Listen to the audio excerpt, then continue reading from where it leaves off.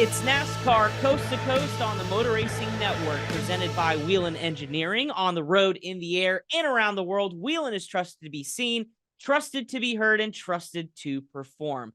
MRN pit reporter Chris Wilner here in the Concord, North Carolina studios from Stafford Springs. Kyle, Ricky, where we are at Spring Sizzler week. Kyle, we're finally here. We've talked about it all week, or all really year long, since we started Coast to Coast in 2023 about the run up to this week. It's finally here. Where are the nerves? You excited? You ready to get going? Yeah, we're ready to go.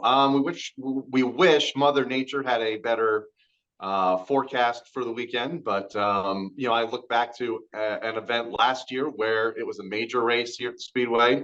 It was 100% chance of rain all day, all week long. We got to that day, it went down to about 70%, but it never rained. So hopefully we have a similar circumstance this weekend where, Mother Nature shines on us instead of rains on us. But yeah, the entry list looks great. I think we're one car shy of 50 for the open modifieds and the Napa Spring Sizzler. The ACT cars will be here. They're approaching 40 cars on their entry list. All of our weekly divisions, averaging about 30 to 32 cars per division. So going to be a great weekend, hopefully.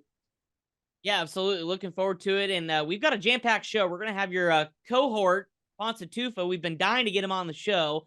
Content creator, director over there at Stafford. Has been doing all the behind-the-scenes work as well with Kyle. We're going to have him on the show in segment 3. So you guys are going to break down what we can expect in the 51st running of the Spring Sizzler. But, of course, we've got plenty also to talk about. Tons of racing this weekend when you talk about the ARCA Menard Series at Talladega. We're going to have Jesse Love, the Venturini Motorsports driver, the 18-year-old out of California, picked up his third career win and first on the Super Speedway and first of this year at Talladega. He'll break that down for us. Bowman Gray opened its season in dramatic fashion with the Hayes Jewelers 200 and much, much more. So let's get into it about what happened this weekend. Kyle, we'll start with Bowman Gray. The Madhouse kicking off another year, packed grandstands, and what a great race with Burt Myers getting the win. We all thought Tim Brown was going to get it, but then a little bit of contact happened with Danny Bone. Yeah, he and Danny Bone got together in the last couple laps of the event after Tim led much of the race, as you alluded to. Burt, I think, led early, but for the most part, sat around third, fourth, fifth for much of the 200-lap distance, but found himself going from third to first in turn 4. About 8 laps to go, and then he was able to zip away. No cautions in the last 10 laps, which was a little bit surprising after a rough and tumble start to the event. But yeah, good win for Burt Myers, now 89 at Bowman Gray Stadium. As he continues to add to his win total. Danny Bone, Brandon Ward, Chris Fleming, and James Savali rounding out the top 5 in what was another great season opener at Bowman Gray, and looked like what was a near capacity crowd of roughly 16,000. Yeah, and a lot more people watching on Flow Racing as well. Yep. Burt Myers, 4 wins last year. Again, fell short in the championship in 5th because of that consistency. Tim Brown, we mentioned it, didn't win last year, won the championship. So Burt Myers already off to a good start in 2023. Let's mention quickly, speaking of big races, Cars Tour with that near record entry list between the late model stocks and the pro late models at Hickory. And both finishes were absolutely fantastic, both down to the wire. Carson Quapple somehow held on to the bump and run from Connor Hall because he was dead sideways off of turn 4 to win the late model stock event. And Mike Hopkins, second straight win in the pro late model. He too was sideways at the start finish line. Big finish with Brent Cruz. What was your takeaway from all that? Yeah, great racing, great car counts. You mentioned a record car count, 29 and 41. They had to run a last chance race, I believe, for the first time in Cars Tour history. So 2 great wins. It looked like another great crowd there with Carson and Mike both picking up their wins. And Mike, he's been on a roll here lately. You mentioned 2 in a row. And a scary scene as well. Isabella Robusto, one of the Toyota drivers making her way up through the ranks, was looking like she was going to be the first female to win in the Cars Tour ranks, but unfortunately spun on the front straightaway, hit the inside wall. A photographer was standing there. Good news, that photographer was taken to the hospital for evaluation, but was ending up being okay because that was absolutely scary. So, photographers out there that take pictures of race cars, it could be a dangerous job for sure, but we're glad everyone was okay. Let's move on to ARCA West. It was a late night, but Sean Hignorini, again, Kyle, back-to-back wins to start the year. We talk about championship and somebody that sets themselves apart from the rest. I think Sean's done so, now going 2 for 2 now at Kern County. Yeah, led the final 39 laps of the event. We thought it was going to be Landon Lewis. Led the first 111 laps of the 150 lapper there the other night at Kern County Raceway Park. Sean was able to make the pass. Landon had to settle in the line in second. And yeah, Sean, who I don't think we had even really heard of a year ago or 6 months ago, has now suddenly become a championship favorite. Currently third in points, only 9 out. Been a great race for the title early on in the season. Top 3 with all within 9 points. So Sean's got some momentum on his side now. It's been a bit of a choppy start to the West schedule, and that'll continue. I think they're off now until June when they go to Portland. Yeah, it's a little bit of a weird start to the season. They're kind of back heavy, but ARCA West, though, off Yep. and running. And again, Sean kind of putting his name into everyone's minds here as he continues to work his way up the ARCA ladder. Speaking of ARCA, before we get to our special guest, number 1 of 2 this week on Coast to Coast, let's break down Talladega. First time the cars, or not first time, second time the cars have been on the big tracks of obviously kicking off the season with Daytona. A lot of anticipation. We all were wondering about the time limit because that race had to deal with that last year. Luckily, we finished under green flag conditions, and it was Jesse Love getting his 3rd career win, his first of 2023, with our guest last week, Gus Dean, pushing him to the win. Yeah, Gus was optimistic a week ago, and we'll talk to Jesse in a moment about that. But felt strong about Venturini's shot at this last Saturday's Talladega race with 4 cars being in the field.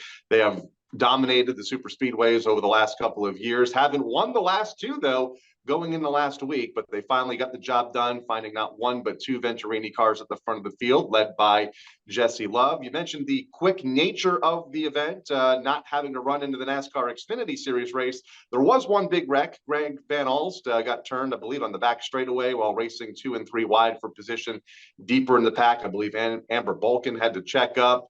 Got some of the field stacked up behind her, and Greg took a pretty big shot after doing so well early in the year. So luckily he climbed out of the car, and hopefully we'll be back in a couple of weeks' time at the Kansas Speedway. But that was probably the biggest hit of the day.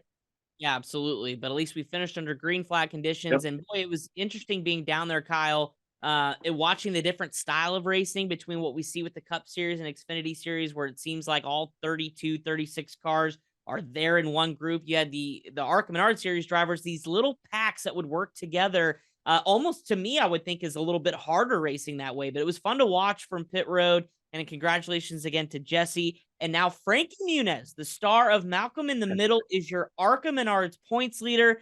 Did not have that on my bingo card at the start of 2023.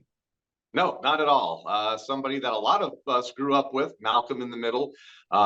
He has been around motorsports for quite some time. I remember meeting him years ago, probably 15 years ago, at Auto Club Speedway in Southern California. He was there as an honorary race official, I believe, done some open wheel races and some of the celebrity events that they used to run out on the West Coast. But now here he is, back as a full-time driver and doing well on the national scene of the ARCA Menard Series. I believe the only driver to have finished all 3 races thus far, and that's why he is the championship points leader. That's right, and they'll be headed to Kansas in the 1.5 miles in a couple of weeks. Before we get to our special guest, Kyle, a couple big races coming up, or at least one big one on the ARCA schedule. ARCA East is back in action. Of course, they were a part of the season opener, but ARCA East, General Tire 150 at Dover. Dover is a brutal racetrack, no matter if you're racing in NASCAR's Top 3 Series or ARCA. That is an absolute beast of a racetrack. Of course, Monster of the Mile greets you as you walk in. Sean Hingrini, the 2-time West winner, is in the field, so looking to kind of double dip a little bit with the East Series. But the car count maybe not there, but some big names in the running. Yeah, it's going to be a good event for the ARCA Menards East Series. They are always fun when they go to the Monster Mile in Dover. You mentioned that drivers talk about how it is like a roller coaster. We hear about it from the drivers in the Cup Series, having to go 400 laps, and Xfinity drivers that go 200 laps. Well, it's a bit of a shorter race for the ARCA Menards Series, but if you're not used to the G-forces and diving off into the corner and then coming up out of the corner onto the back straightaway and onto the front straightaway, it can be a long, jarring race. I believe there is a break at the midway part or midway point of the event. So going to be fun. It's always a great way to kick off the weekend with the ARCA Menards East Series at the Monster Mile, a long-standing tradition for that series dating back to when it was the Old Busch North Series back in the 90s. Friday, 5:30 p.m. Eastern time. You can watch that on Flow Racing. Plenty of weekly racing as well to get to. Berlin, Florence, Langley, Hickory, all with weekly racing. You can watch a lot of that on Flow, as well as ASA CRA at Anderson and Bowman Gray back for week number 2. All right, time to get to our guest who is on the other end of the break. That is Jesse Love, 2-time ARCA West champion and now winner at Talladega in the ARCA Menard Series. He's next here on Coast to Coast.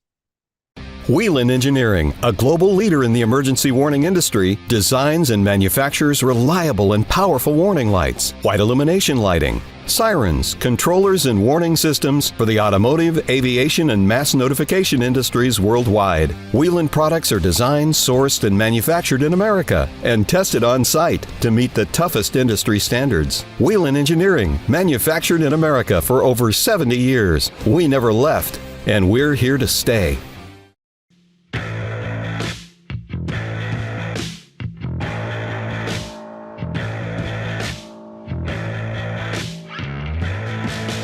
Welcome back into NASCAR Coast to Coast, presented by Whelen Engineering. As promised, the Venturini Motorsports driver who picked up his 3rd career ARCA Menard Series win and first on a super speedway joins us. We're talking about Jesse Love. Jesse, you just told me off camera that we're living the dream here. What's the reaction now, several days removed from Talladega? I know it was an emotional win for you, but boy, it's got to feel good to get one off the bucket list of getting a super speedway win. Yeah, I never knew what people meant about like letting it soak in. Like for me, it just kind of hits me right away. And it definitely did hit me right away. But now I'm just kind of back in the swing of things, getting ready for this weekend in Montgomery, thinking about this in 2 weeks. And it's all great, but I just definitely don't want to get, complacent. It's definitely a big wave of momentum that I can ride. But at the same time, I'm just trying to stay focused on, what's to come. And obviously it was great to win Talladega. Huge for the points, all that stuff after Phoenix and everything. So, but now I'm just kind of focused on the next one and want to go win more races. Already looking ahead, but what was that moment like, taking the checkered flag, and what will you remember about the minutes and maybe the hours that followed? Well, I thought there was no way I was going to lose Daytona. I was leading at Phoenix, and I thought there was no way I was going to lose Phoenix, and I lost both of them. So, going into Talladega, I knew that I've said I changed some stuff and changed some mindset and how I went about things. And when I crossed our finish line, I just was able to let all that emotion out, everything that I'd kind of just buried deep the last few weeks.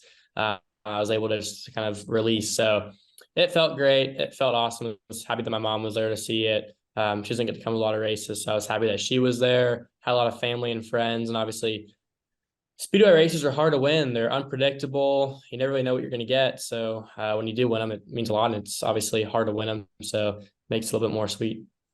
I know you, after Daytona, you said you're going to change your approach for Talladega. What kind of things did you want to maybe do differently from Daytona? I mean, top 10 at Daytona, but still, I know you wanted to change some things. So kind of what was your approach different with Talladega? Well, I shortened my Hans straps up about an inch, tugged my belt still tighter, and just was trying to be the most aggressive guy out there. I already wrecked at Phoenix, so I kind of knew what it was like to wreck on a big track and wasn't scared of that anymore, and just kind of went into it and knew that I needed to be really aggressive and kind of try to control the whole race. So got a good start, but obviously we fell back to like 7th at one point.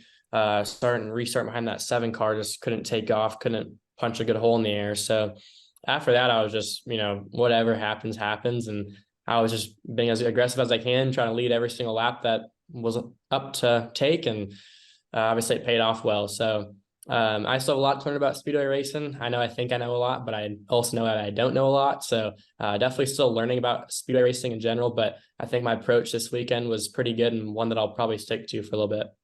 We had Gus Dean on the show last week, also from Venturini Motorsports, and he was very optimistic about Venturini's shot. Obviously, they're always strong when it comes to the super speedway events. How important was it to have him behind you there over the closing laps? It was big. Throughout the whole race, I was really focused on knowing what my car could and couldn't do. I think that we have the best speedway cars, so I know that if my car could barely do this, then other cars probably couldn't, and vice versa. So I just kind of experimented the whole race, and I kind of knew what Gus was going to be able to do and wasn't going to be able to do. We have a lot of things that help make our bubble bigger, and things like that. So I was just trying to drag as big of much break as I could to try to keep the whole field packed up. And I think that's why, like, when people try to make a run on the top, there's just no energy. Obviously the 18 thought it was a good idea to, drag the 8 back until they were out of the draft. So then there's like 2 less cars, right? So when I heard that happen, I was even more optimistic. But coming to the checker, just trying to block every lane, listening to my spotter, Tyler Mon, happy for him. I feel like he's, lost a good bit with Kyle, just in no fault of his own. And I thought I was gonna do it to him again, just trying to block as aggressively as I could. But looking back at the video, I had more room than I thought. You can't really see out of the mirrors in them things, because you have so many braces and stuff, and the spoilers are 6 inches tall. So I was just really focused on listening to Tyler, making sure that nobody was able to push me out or drag back or anything like that. And I think that's why at the end it was like just smooth sailing. It was one of the easier wins.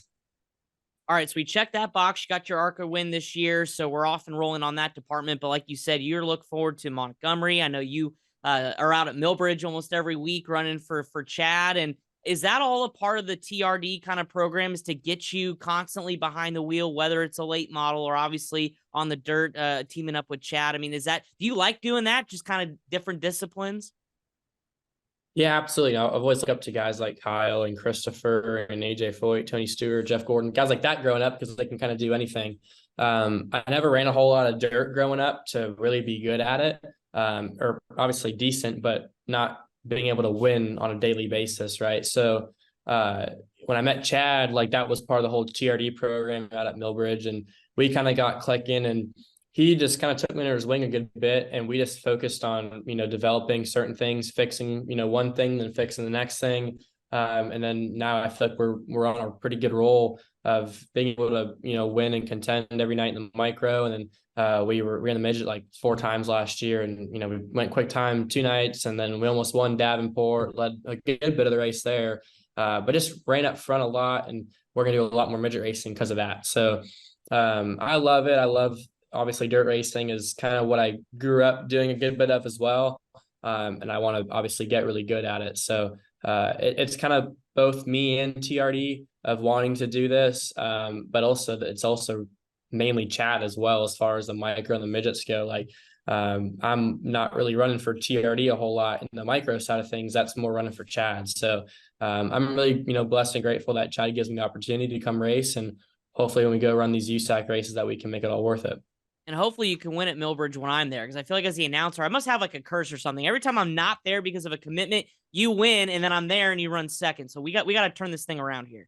Yeah, I thought there was no way I was going to lose last week, and I found a way. So that was the most mad I've probably ever been after a race, and obviously it paid off at Talladega. But it kind of actually did switch up some mindsets. Normally, like, how you run at Millbridge is going to set up the rest of your week. We set with like me, Brent, Sheldon. But this week it was kind of the opposite. I ran like 4th at Millbridge, and I won Talladega, so that was good. But definitely got to start clicking off a few and slow down Cannon. When looking at the ARCA schedule coming up, obviously you guys have excelled on super speedways, a win, another top 10 in Daytona, and you were up front all day there. Where are your strengths now going forward with some of the 1.5 miles and some of the short tracks, and later in the year some dirt tracks coming up? Yeah, well, I've won a speedway, a short track, a dirt track. I've won on a road course, so like I don't really think I have a whole lot of weaknesses. But for me, I feel like our cars are really good at Kansas, and that's the next race. So I feel really good about Kansas. We've had a great guy in Corey Heim, like, able to develop that package that we bring to that racetrack. But all in all, I'm not really focused on what number of races I can or can't win. And I'm not really focused on, this number of wins or a championship. I just want to go win the next race. And obviously at the end of the year, if I win 10 races or 12 races and don't win a championship, my season's way more validated than winning 2 races in a championship. So I'm just going into the year trying to win the next race. And at the end of the year, when I look back and I see that total number of wins, hopefully I'll be proud of it. You talked about the dirt, but on the pavement side, on the late model, what kind of does your schedule look like, and how much do you enjoy that discipline as well? You talk about learning things on dirt that can translate, but especially when you get in a different discipline on asphalt, like a late model, what's the excitement level there, and what are your plans for that this year? Yeah, so this weekend we're at Montgomery. We rained out last 2 weeks ago when we tried to race there, but we were fastest in practice and had a really good car. So I feel really confident going back there. But, all my, races I've won in the super late, I feel like are pretty gripped up places that have a lot of grip and able to get the power down and drive hard. But like these down south tracks I'm running with Donnie Wilson are super tire sensitive and all this stuff, and it just eats tires up. So I'm kind of having a learning curve. I feel like I suck at them sometimes, but we were really good last weekend. I think we're making big gains with it. So I'm looking forward to it. I feel like we've been, again, a lot better. We were fast at the Rattler and we were fast in Montgomery. So hopefully we can obviously go win this weekend. That'd be, pretty big win for me. And obviously just trying to get ready for the end of the year kind of stuff when, the Nashville races come about, Winchester 400, things like that. So obviously a lot going on between the dirt stuff, the late model stuff, the ARCA stuff, and you're in the run. You mentioned it a moment ago, running for a championship, now second in points. Is that something you even look at?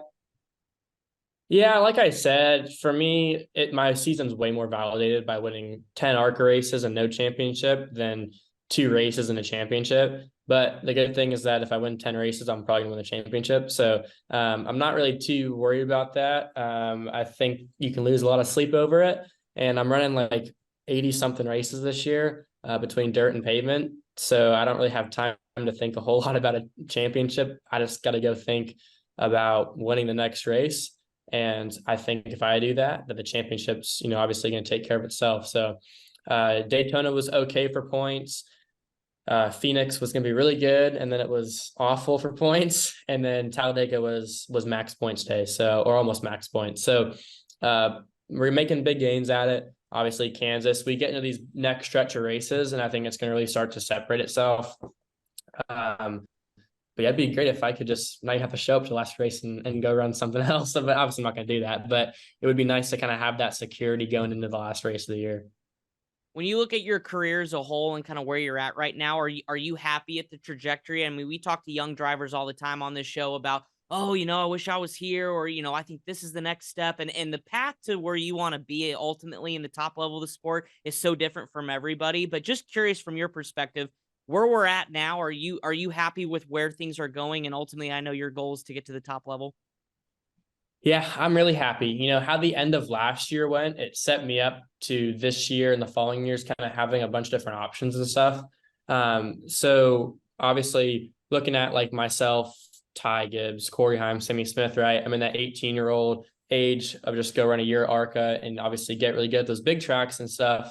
And then whether that goes to Xfinity next or goes to Cup racing next, I think I'd be pretty content with either or. So I'm happy with the payment side of things. I like where I'm at right now. I like with the partners that we have going on right now. Obviously, you're always looking for more, but I'm happy with who we have on board right now. And the dirt side of things, I'm also pretty happy with. I think me and Chad have a good relationship right now, and we're able to hopefully build something up pretty big in the next few years. Final question for you. We mentioned second in points, Frankie Muniz, the points leader. You even know who he is? When well, it I know comes he's to back in the middle. I've never spoken a word to him. I'd never watched Malcolm Middle growing up, but I guess I'm getting beat by movie stars, so I better step up to the plate here in a bit. But he actually does a good job. I'm actually pretty impressed by the job he has done. He keeps his nose clean really well. He's finished. I think he's probably the only guy in the top 5 that's finished all the races. Either you wreck at Daytona, you wrecked at Phoenix or Talladega. So he's doing a good job. He's keeping his nose on it, and he has pretty decent speed. So hats off to him for real, and he's doing a good job. And hopefully we can race it out here in a bit. That's a fun story to follow for sure. But Jesse, thank you so much for your time, man. I know you just hit the gym. You're a busy guy. You're always looking for the next thing. Looking forward to seeing you out at the racetrack, whether it's Millbridge or, of course, out at the short tracks or the ARCA Menard Series. But congratulations, man, on the win. I know the first of many this year. Best of luck the rest of the way. I appreciate it, guys. Have a good day. Thank you. Jesse Love, your ARCA Menard Series winner from Talladega. Coming up next, oh boy, we get to dive into the Spring Sizzler. That's all coming up on NASCAR Coast to Coast, presented by Whelen Engineering. Whelen Engineering, a global leader in the emergency warning industry, designs and manufactures reliable and powerful warning lights, white illumination lighting, Sirens, controllers, and warning systems for the automotive, aviation, and mass notification industries worldwide. Whelen products are designed, sourced, and manufactured in America and tested on site to meet the toughest industry standards. Whelen Engineering, manufactured in America for over 70 years. We never left, and we're here to stay.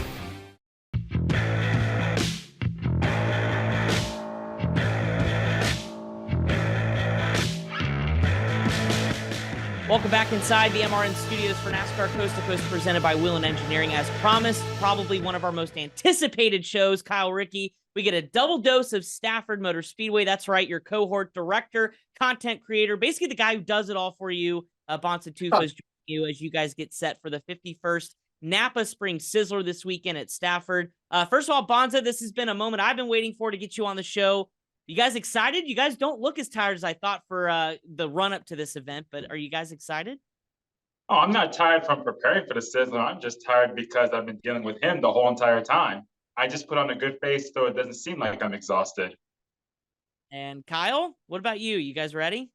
Yeah, we're ready to go. It's been a busy, 6 months? Yep. Since the season wrapped up here last fall.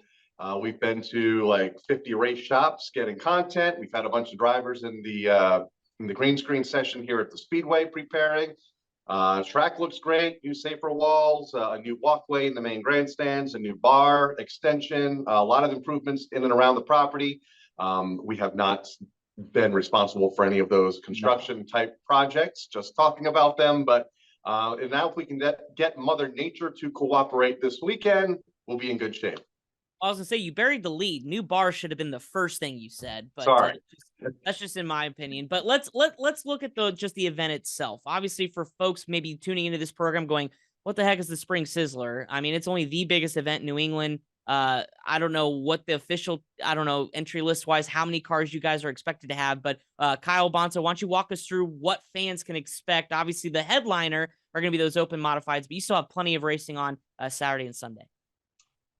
Well, it's called the greatest race in the history of spring for a reason. Not many races have 50 editions, and this is the 51st. So it's the premier modified event in the Northeast, but as you mentioned, there's a lot of racing that goes on. The Saturday headliner, besides the Napa Auto Parts dual qualifying races, is the American Canadian Tour, making its first appearance at Stafford in over 30 years. And there's 40 cars on that entry list. And the ACT, they put on a good show up and down the Northeast and even up to Canada. So I'm excited for that field. I think it's going to be underrated because it's such a stacked list of competitors, local, tour regulars. It has all the mix of a good show. So you can root for the locals like Andrew Moeller, Woody Pitcat, Adam Gray, Tom Fern, or you can root for DJ Shaw and so on. So that's the main event on Saturday. We have the Napa Auto Parts dual qualifying races that set the top 20 for the Sizzler on Sunday.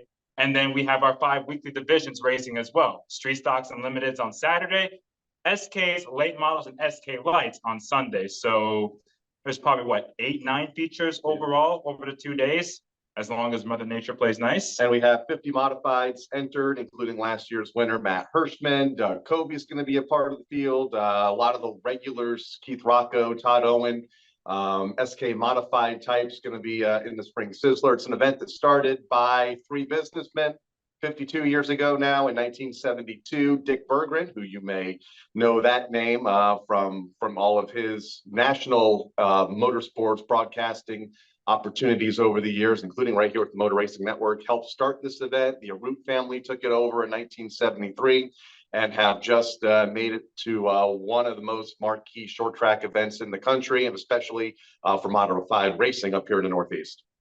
What's been the reaction from the community? Obviously, we get fans that come from all over, but I mean, the community really embraces this event. Both of you guys live in the area. Obviously, Kyle, you travel with the Motor Racing Network, but do you feel the energy around the Stafford area in Connecticut, New England for this event? Yeah, absolutely. You know, when the checkered flags come out downtown Stafford, you're driving up Main Street for major events like the Spring Sizzler, like SRX weekend, like the fall final at the end of the season. You know, the county town, Stafford Springs, they come out in full forces. You know, they provide a lot of the traffic and all that signage around the region. So they're very much part of it. Neighbors love it. I think most of the folks that work here on property, helping out with the construction of the different parts of the facility, are all local companies. So everybody seemingly in this area is involved in the racetrack currently, and I think that's been the case for the better part of 50 years. Bonssa, you guys have been putting out content galore, and I know you've had a big hand in that, shooting, editing. You guys traveled to all these race shops. Give us an idea, maybe some of the big names that maybe fans can expect to see running up front on Sunday. Obviously, we mentioned Matt Hirschman back in the field again, winning last year's event, and some of those big names. But, I just was glancing over, again, haven't really dived into it, but with Bobby Santos in the field, he's going to be good, but some of your local drivers as well. So who do you have your eye on? Who seems confident going into this weekend? Well, Kyle mentioned that there's 50 cars on the entry list. I think it's easier to list the drivers who don't have a chance at winning the Spring Sizzler. That's how stacked this lineup is. You talk about local drivers. Ronnie Williams has 3 open modified wins at Stafford, including 1 last year, and he got 4 top 5s out of 5 races. He's going to be a favorite. Todd Owen, 2-time defending SK modified champion, he got better at the end of the season in the open modified division. Plus, he's got a different ride this year. He's not driving the 81 for the open. He's driving the 20 car. Keith Rocco, he has 2 open modified wins. He won a 100 lapper here a couple of years ago. Who else? Mike Christopher Jr., a former open modified winner at Stafford. Different car for him, driving the 17. There's just so many off the top of my head, and I'm probably forgetting others, but you mentioned Matt Hirschman, Woody Pitkat, 3 straight open modified wins at Stafford, trying to make it 4 in a row. Ron Silk, the last time he was here, he won the fall final last season. He's never won a Spring Sizzler. Eric Goodale's won an open modified race here. I could go on for a long time, but there's so many drivers that you can come up with a reason as to why they have a chance at winning $20,000+. And I Kyle, like Matt Hirschman. Yeah, I was about to say, Kyle, what do you think? He hit them all. I mean, there's 20 drivers that could easily win this race on Sunday afternoon. There's 50 on the entry list, roughly 50. I think we're at 48, 49 right now. Woody Pitkat's been strong here the last year or so, winning 3 in a row last summer for the open modifieds. Matt Hirschman is obviously a favorite. Doug Kobe has a lot of experience here. I think, Mike Christopher Jr. would be maybe not an upset, but because he's won here in open modifieds before, but it'd be a pretty cool and special win to keep that Christopher name alive in the Spring Sizzler. Todd Owen is a 2-time defending SK champion. I mean, the list goes on and on and on. It's going to be hopefully an amazing weekend of racing here. But here's the thing is that you mentioned Bobby Santos III.